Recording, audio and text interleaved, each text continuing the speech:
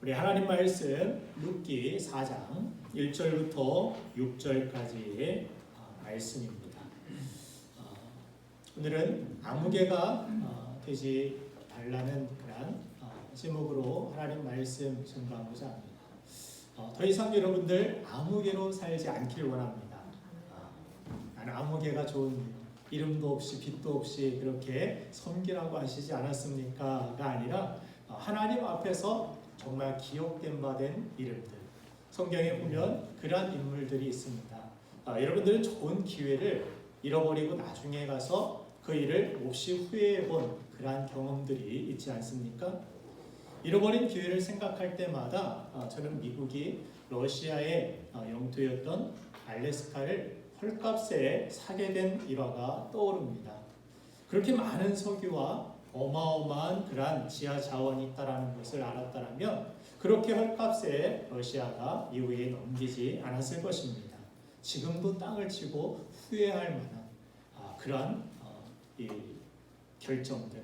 어떤 분은 전에 불당동에 살던 분이 자신에게 땅을 사라고 헐값에 이 땅을 드리겠다고 그래서 그 불당동 땅이 그때 한 몇천만 원 정도 됐는데 지금은 수십억에 이르는 그런 땅이 되었다고 합니다.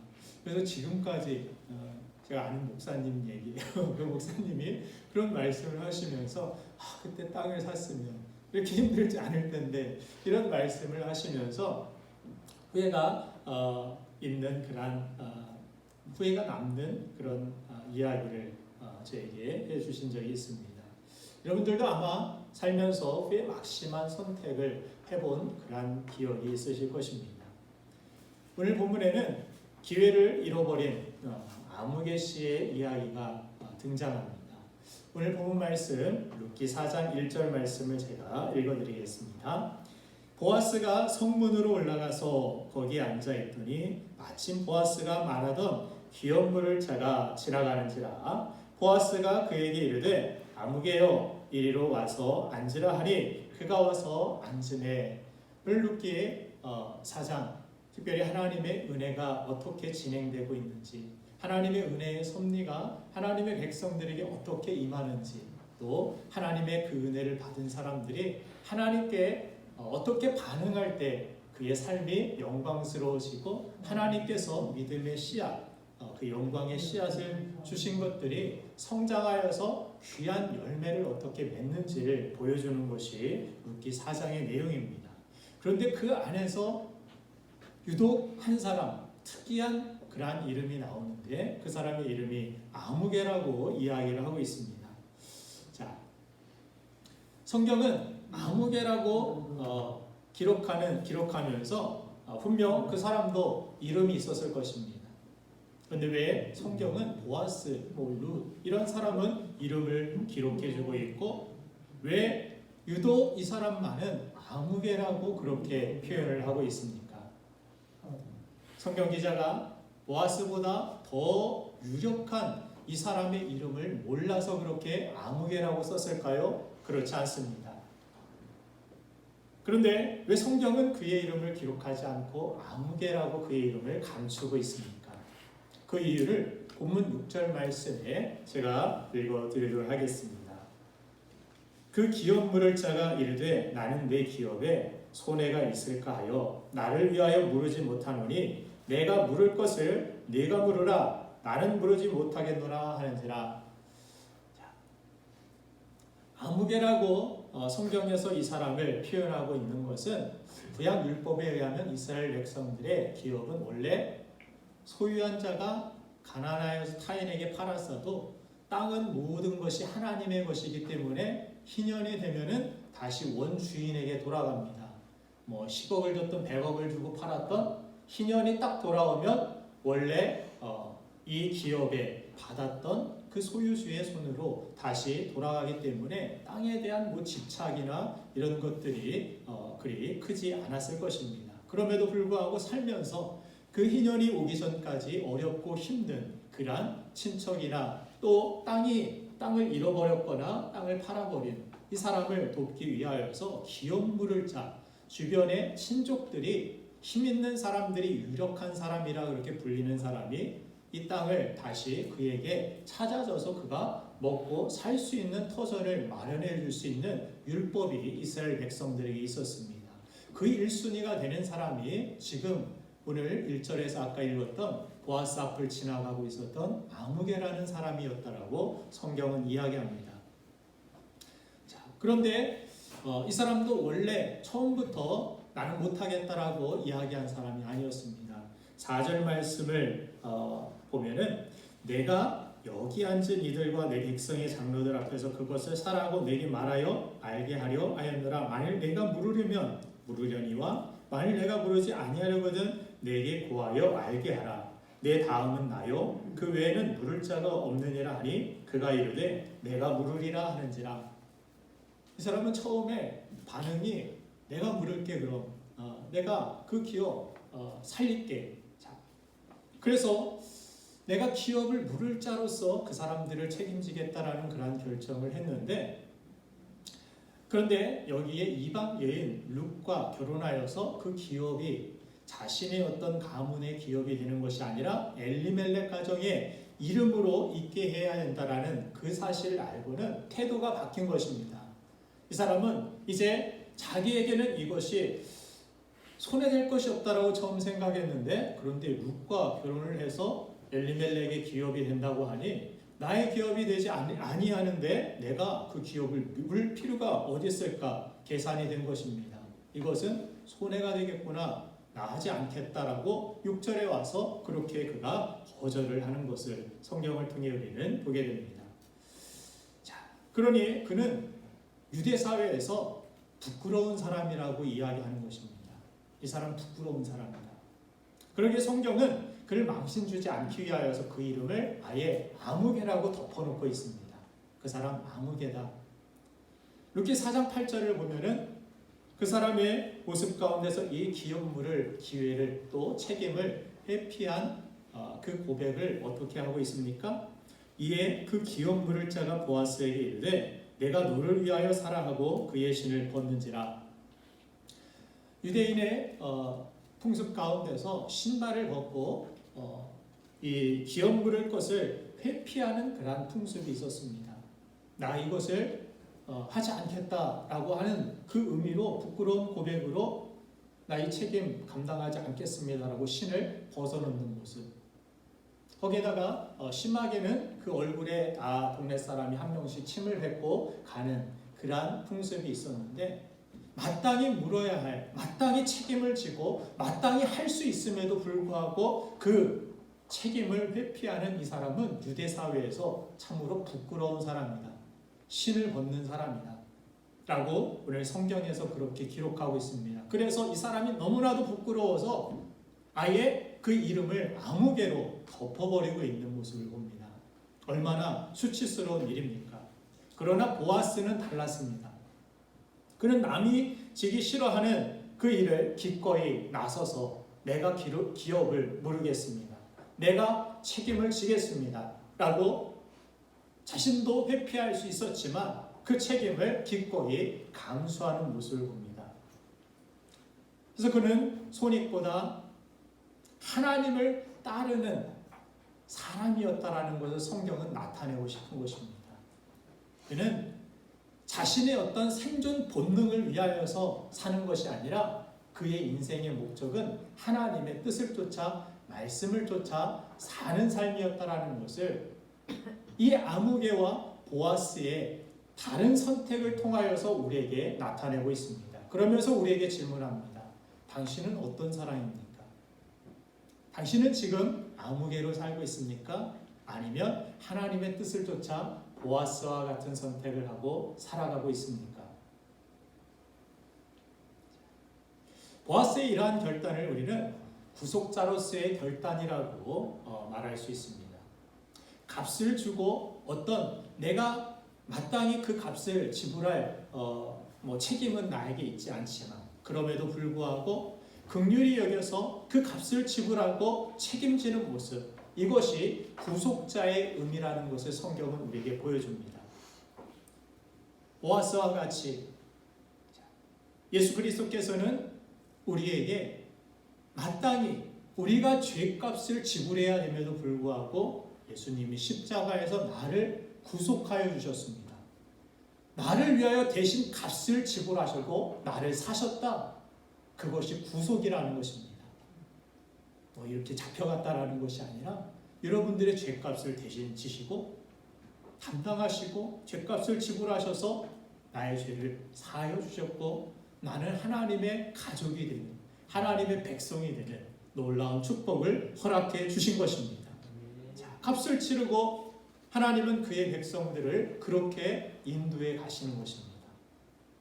그리고 우리를 인도하시는 하나님을 따라서 기꺼이 나도 값을 치르고 주님의 뜻이라면 주님이 가시는 길이라면 나도 가겠습니다라고 주님을 따르는 것이 당연하다라는 삶의 방식이 보아스로 하여금 이러한 결단을 하게 한 것입니다. 여러분들의 생각은 어떻습니까? 내가 하나님으로부터 예수 그리스도를 통하여서 구속된 하나님의 사람임을 믿으십니까? 이 의식이 살아있습니까? 나는 주의 것입니다. 나는 하나님의 것입니다. 나의 구속자는 오직 하나님 한 분이십니다. 그래서 하나님께서 나를 구속하시고 핏값을 지불하시고 나를 위하여 독생자를 내어주시기까지 나를 사랑하시고 위하셔서 나를 그렇게 인도하신다면 내가 어디든 주를 따라가겠습니다.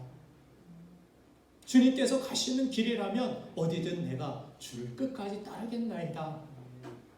그것이 주님의 뜻이라면 설령 당장 손해가 보인다 할지라도 나는 손익을 계산하고 이익을 쫓아서 살아가는 것이 아니라 주님을 따라서 나는 살겠습니다.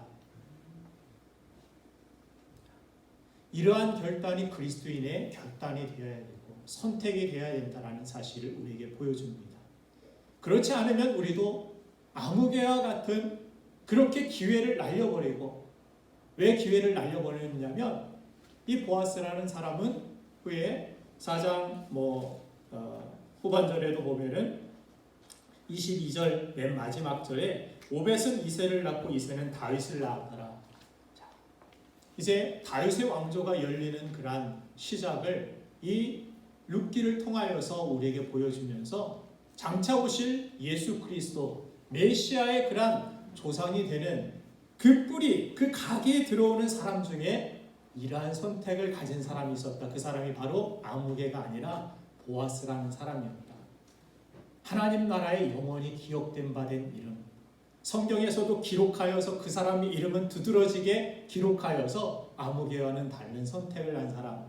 그래서 이 사람은 하나님께서도 기억하시고 성경에서도 자랑스럽게 이야기하고 싶은 사람, 그 사람이 보아스였다. 당신은 어떤 삶을 살길 원합니까? 라고 성경은 우리에게 오늘 질문하고 싶은 것입니다. 자, 이러한 그의 선택이 당장은 손해가 되는 것 같고 자신의 물질이 들어가고 자신의 수고가 들어가고 자신의 삶이 어떻게 보면은 흐트러지는 것 같은 그러한 삶이었지만 그러나 그것이 손실이 아니었음을 성경은 보여줍니다. 결론적으로 그렇게 하나님께서 이 사람의 삶을 인정해 주셨고 영원한 하나님 나라의 영광스러운 사람이었음을, 메시아의 그러한 예수 그리스도의 이 땅에 오시는 길을 여는 사람이 되었다라고 성경은 우리에게 나타내고 있습니다. 우리는 잠깐 후면 이 세상에서 깨끗이 어떻게 보면 잊혀질 존재들입니다. 서글프고 쓸쓸한 이야기 같지만 그렇습니다. 아무리 위대한 영웅들, 아무리 위대한 사람들도 지금까지 그렇게 많이 기억되는 사람들은 흔치 않습니다. 그러나 주님을 위해서 하나님의 뜻에 순종하기 위해서 희생의 값을 치루었던 이 보아스는 우리가 그 이름을 알고 지금도 본받기를 원하던 하나님께서 그를 인정하신 줄로 믿습니다. 원하기는 저와 여러분들이 그렇게 하나님 앞에 기억된 바 되는 이름이 되기를 간절히 축원합니다. 작게는 우리 교회 안에서도 여러분의 이름이 그저 이기적인 선택만 하다가 사라진 사람으로 기억되지 않길 원합니다.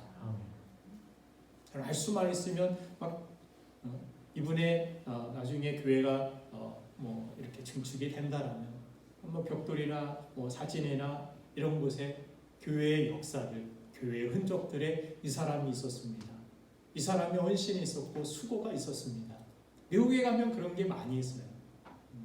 학교나 뭐 신학교나 그런 데 보면은 걷는 이 정원이나 이런 이 야외에 보면 벽돌이나 이런 곳에 그 사람의 헌신된 이름들을, 그 가족들의 이름들과 또 어떤 방에는 이 사람이 이후를 기증했습니다라고 그 가족의 사진과 이것을 계속해서 기념하는 이러한 모습들을 봅니다. 저는 그것이 그렇게 나쁘지 않다고 생각합니다. 자, 그러나 그렇게 기억되지 않는다 할지라도, 이 세상에서 다 흔적 없이 사라진다 할지라도 하나님 나라에 영원히 기억된 바 된 이름, 이것만큼 큰 축복이 이 세상에서 어디 있겠습니까? 이 세상에 있는 것들 다 사라질 것 아닙니까? 내 이름도, 내가 가진 것도, 소유도, 가져갈 것 아무것도 없습니다. 다 그냥 흙으로 돌아가는 것이죠.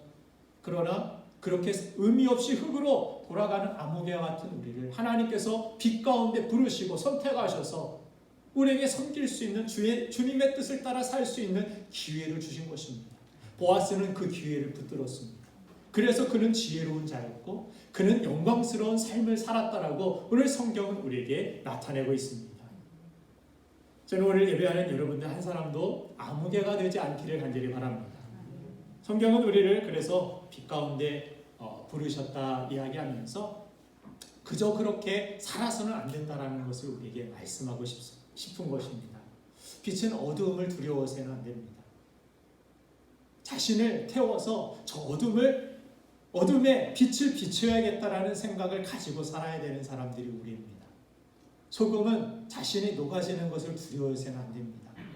맛을 낼 수가 없어요. 그래서는 자신이 녹아지고 자신의 형태는 다 사라지고 내가 원래는 알갱이였는데 물과 같이 돼버린다 할지라도 나를 통하여서 그 전체의 맛이 날 수 있다라면 그것을 보고 기뻐할 수 있는 것, 그것을 보고 감사할 수 있는 것, 그것이 우리 소금과 같은 그리스도인의 삶이어야 된다라고 성경은 우리에게 말씀하여 주시는 것입니다.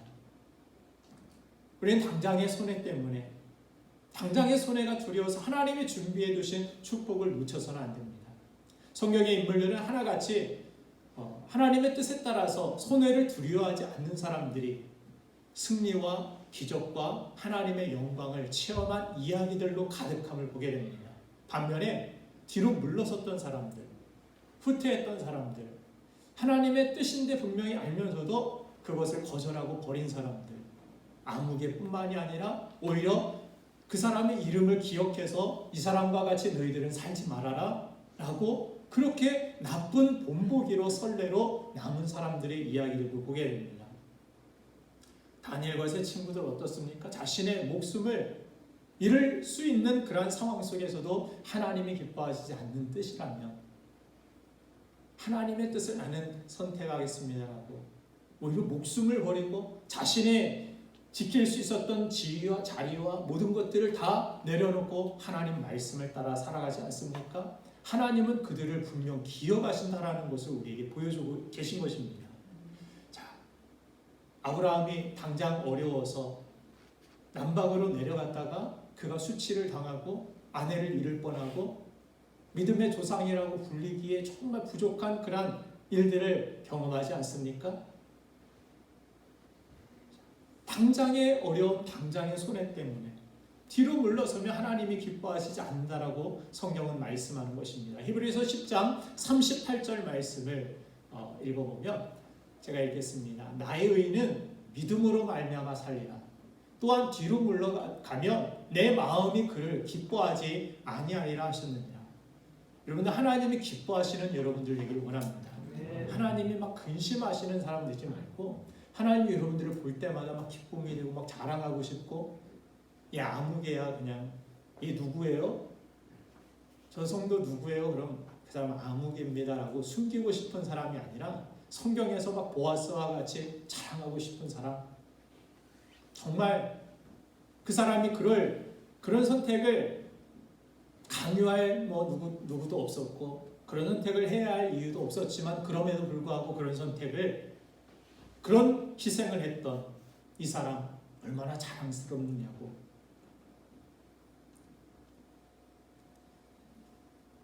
저도 목사님들을 간혹 만나면은 여러분들을 뭐 이렇게 자랑스럽게 여러분들이 행한 일들과 헌신과 이런 것들을 자랑하고 싶은 마음 가운데 정말 절제하고 절제해서 가끔은 할 때가 있어요. 참지 못해서. 성경도 이러한 선택을 한 사람 그냥 아무개와 같이 아무개도 창피하니까 그 사람 창피하지 않게 보아스도 그냥 감춰버리자, 그것이 아니라 참고 참아서 그래도 아무개는 그냥 숨겨두고 이 보아스라는 사람은 그냥 지나칠 수가 없다. 정말 내가 말을 해야겠다. 이 사람은 하나님께서 얼마나 자랑스러웠는지, 도중에 어떤 이유가 됐든지 하나님께서 주신 축복을 잃어버리는 안타까운 그러한 사람이 되어서는 안 된다는 것을 우리 성경을 통해 우리는 교훈을 받아야 되는 것입니다. 하나님께서 귀한 것들을 우리에게 주셨습니다. 귀한 시작을 주셨고 귀한 씨앗을 주셨고, 그러나 우리의 밭이 옥토가 되지 아니하여서 재물로 인하여 근심하고 여러 가지 일들로 인하여 근심하고 두려워하고 복잡한 생각 때문에 그 씨앗이 돌짝밭에 떨어지고 가시밭에 떨어지고 길가에 떨어져서, 하나님은 분명히 똑같이 씨앗을 주시고 똑같이 은혜를 주시고 축복을 주셔서 시작을 똑같았는데, 그 구원의 은혜로 시작했는데 어떤 사람은 그것을 잘 옥토로서 가꾸고 키워서 30배, 60배, 100배 열매가 있는 그런 사람이 있는 반면에 그렇지 않은 그런 사람도 있다라고 성경은 예수님의 비유를 통하여 우리에게 가르쳐 주시는 것입니다. 당장 팥죽 한 그릇에 장자권을 판 에서를 성경은 미련한 자라고 하나님이 그를 미워하셨다라고 말씀하시지 않습니까? 그가 가질 수 있는 특권이었는데, 그것은 그 장자권이라는 것은 당장은 그에게 어떤 현실적인 도움이 되지 않고 배부름에 도움이 되지 않을 수 있었지만, 그것은 무엇과도 바꿀 수 없는, 비교할 수 없는 놀라운 영광을 모르는 사람, 이 사람이 에서였고 이 사람은 미련한 사람이었다. 여러분들은 세상을 어떻게 살아가고 계십니까? 미련하게 사시지 마시기 바랍니다. 지혜롭게 사시길 바랍니다. 영원한 것을 바라보며 하나님 주신 것이 얼마나 귀한 것인지 깨닫고 살아가는 우리가 되길 원합니다. 교회 안에서도 하나님께서 주신 그러한 직분들, 여러분들 귀하게 여기시고 살아가고 계십니까? 세상의 어떤 감투나 직분보다 내게 주신 이 교회 직분이 더 귀하고 값진 것으로 여러분들 그렇게 여기고 살아가고 계십니까? 그냥 때가 되니까 뭐 집사 주고, 뭐 나이가 되니까 권사 주고, 장로 주고, 그 사람 몇 살 먹었다라는, 교회 얼마나 다녔다라는 그러한 것을 나타내는 것이 직분이 아닙니다. 이 직분은 정말 감당할 수 없는, 할 수도 없는 죄인이었던 내가 하나님 나라를 위하여, 하나님 영광을 위하여서 그 나라에 참여할 수 있는 그 영광된 하나님의 사업과 하나님의 일들에 대하여 조금이나마 내가 그 일에 쓰임받을 수 있는 기회를 얻은 하나님의 축복이라는 생각을 여러분들 하시길 바랍니다. 우리 교회는 그런 분들이 계시지 않지만, 다른 교회는 연말만 되면 큰 교회든 뭐 작은 교회든 가진 직분, 뭐 가진 뭐들 못하겠다고 그 벗은 신 벗어놓고 그 신 다른 사람에게 또 신기기 위하여서 머리가 복잡해진다라고 목사님들이 그런 이야기들을 자주 하십니다. 연말만 되면 찾아와가지고 이제는 못하겠습니다. 더 이상 못하겠습니다.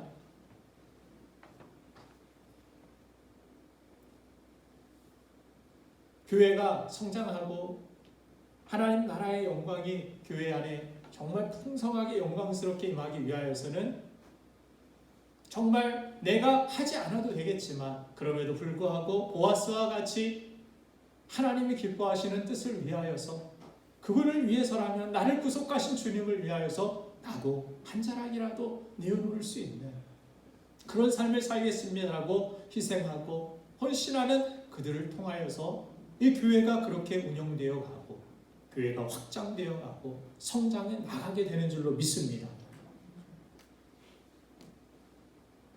목사는 어떤 사람이 되는 것입니까? 공부 많이 한 사람?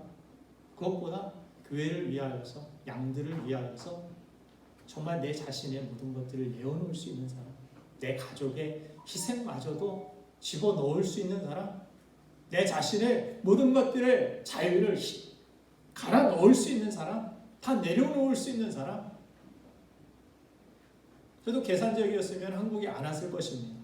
계산하다가 좀 머뭇거리기는 했지만 계산은 거기 있는 것이 훨씬 나아요. 가족을 위해서, 자녀를 위해서, 제가 하고 싶은 일을 위해서도 거기서 준비하고 다 그냥 뭐 세팅이 된 상황 속에서 갈등이 안 됐다라면 거짓말일 것입니다. 계산이 되니까 항상 우리는 계산하며 살아가니까 인생. 그랬을 거고 뭐 목사 안수도 한국에서 맞지 않았을 것이겠죠. 우리 교회를 섬기는 뭐 장로님들, 권사님들, 집사님들, 권사님들, 각 부서의 뭐 교사나 부서장이나 목자나 자기 것을 내려놓고 헌신하고 자기 시간을 드리고 하나님 맡겨주신 그 사역을 위하여, 사명을 위하여서 아름답게 헌신하는 그런 모습들을 볼 때마다 참으로 감사합니다.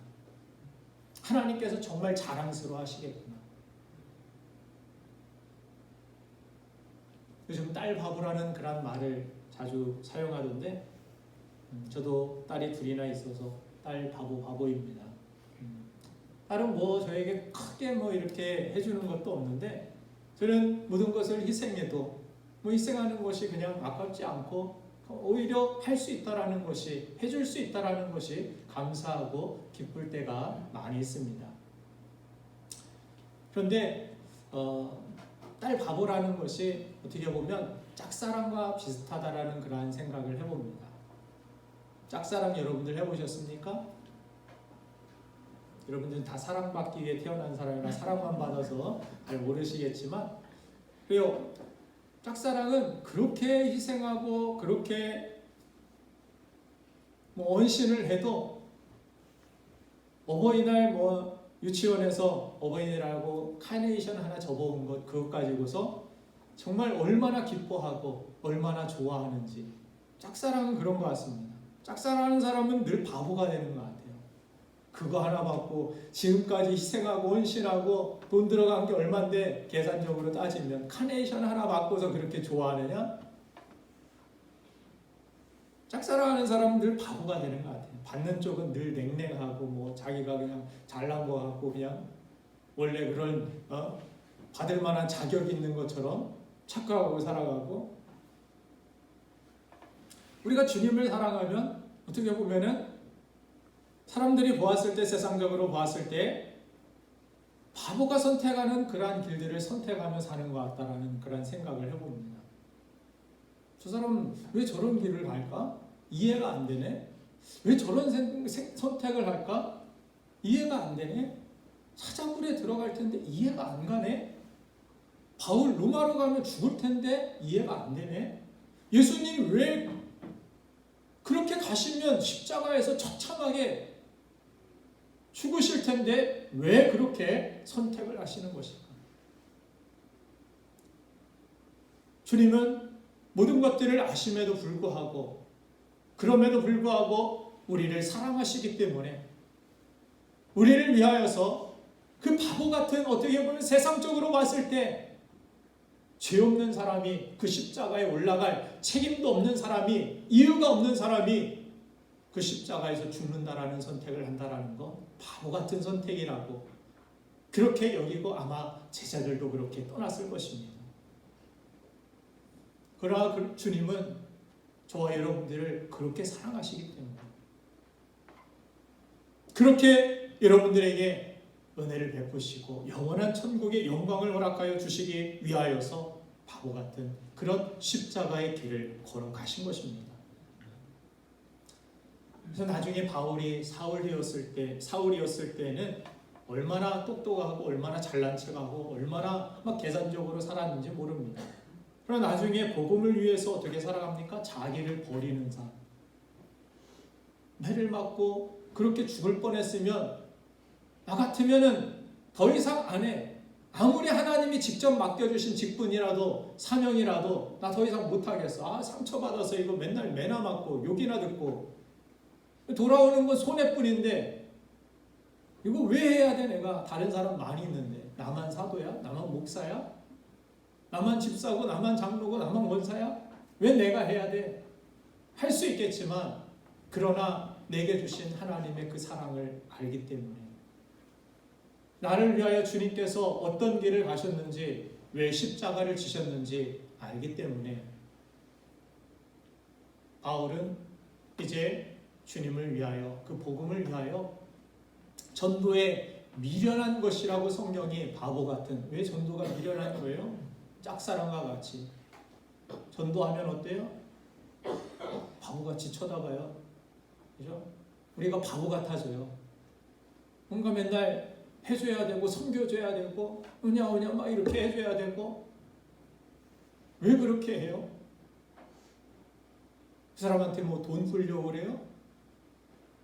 그 영혼 살리기 위하여 주님께서 그런 십자가의 길을 가셨기 때문에 성경은 전도가 미련해 보이고 답답해 보이고 바보 같은 사랑 같아 보여도 그러나 그 바보 같은 사랑이 열매를 맺고 영혼을 구원하고 살릴 수 있다라고 말씀하여 주시는 것입니다. 우리를 향한 그 사랑, 그 바보 같아 보이는 그 선택, 알아주지도 않고 배신당하고 욕하는 우리를 위해 희생을 선택하시고 독생자를 내어주신 하나님의 그 사랑 앞에 이제는 더 이상 하나님의 사랑이 짝사랑이 아니라 더 이상 우리가 하나님 앞에서 나는 아무개인데요, 나는 주님 앞에 주님을 잘 모르는 사람인데요, 이것이 아니라 주님께서도 아버지 앞에서 우리를 시인하시고 정말 자랑스럽게 여기시고 칭찬하시는 그런 보아스와 같은 길을 걷는 우리가 되기를 간절히 바랍니다. 물론 저와 여러분들의 삶에 여러 가지 선택들이 있을 수 있습니다. 여러 가지 상황들이 있을 수 있습니다. 가을에 보면 낙엽들이 요즘 많이 떨어지는 모습을 보면서 낙엽을 치우기 위해서 수고하시는 막 분들을 이렇게 볼 때 쓸고 있는데 뒤에서 또 떨어지고 있더라고요. 얼마나 약올릴까. 저거 막 다 흔들어가지고 한 번에 다 떨어뜨려 버리고 싶을 텐데 이런 생각이 들지 않을까? 저라면 그런 생각을 해보기도 했을 텐데 성실히 열심히 쓸고 계시더라고요. 낙엽을 보면서 낙엽이 어디에 쓸데 있을까? 쓸모가 있을까? 생각을 해봤는데 낙엽을 계속 이렇게 관찰해 보니까 낙엽은 그죠? 열매를 맺기 위해서 광합성 작용, 햇빛을 받아들이고 그 뜨거운 모든 햇빛들을 견디고 또 열매가 다 맺은 후에는 가장 아름다운 그러한 색깔을 통하여서 우리 눈을 또 즐겁게 해주기도 하고 그것이 떨어지고 나면 또 어떻습니까? 그게 다 사라지는 것이 아니라 그것이 거름이 되어서 다시 나무가 봄에 싹을 틔우고 꽃을 피울 수 있도록 열매 맺을 수 있도록 보이지 않게 헌신하고 있구나라는 것을 낙엽을 보면서 생각을 해보았습니다. 저와 여러분들의 삶 속에서도 목사가 알아주지 못하는 헌신들도 우리 교회 안에서 많이 있습니다. 제가 다 알지는 못하겠지만 여러분들이 그렇게 사람들이 몰라주는 그런 헌신도 있을 수 있고 사람들이 알아주는 헌신도 있을 수 있겠지만 어찌됐든 정말 우리의 모든 헌신들에는 그것이 거름이 되어서 다음 세대를 위하여서도 또 수많은 죽어가는 영혼들을 위하여서도 그 헌신이 헛되지 아니하고 흘러가고 있다는 사실, 그 거룩한 일에, 그 영광스러운 일에 코로나로 인하여서 위축되어진 그러한 시대를 우리가 지내고 있지만 그럼에도 불구하고 여러분들의 생각이 코로나로 인하여 위축된 그 마음 때문에 내 자신의 개인적인 아무개와 같은 길만을 걸어가는 우리가 되지 않기를 간절히 바랍니다.